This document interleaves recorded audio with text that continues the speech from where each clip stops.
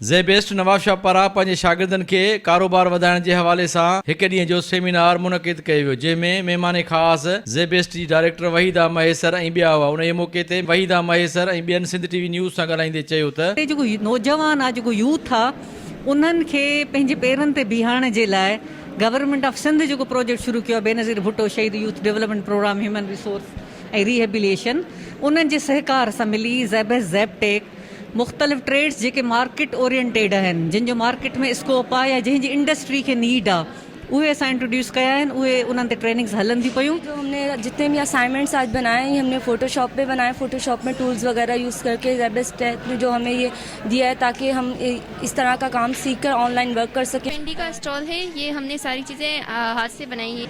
उन जे हवाले सां हींअर अॼु हिकिड़ो हिकु ॾींहुं जो ही जेको आहे सेमिनार रखियलु हुयो ऐं हिन में जेके असांजा जेके स्टूडेंट्स आहिनि BBSYDP जा जेके कैंडिडेट्स आहिनि, उहे हींअर पंहिंजी उहे डिस्प्ले कनि पिया उन्हनि शयुनि खे जेके उन्हनि 1 मंथ जे अंदरि जेकी ट्रेनिंग सिखी आहे।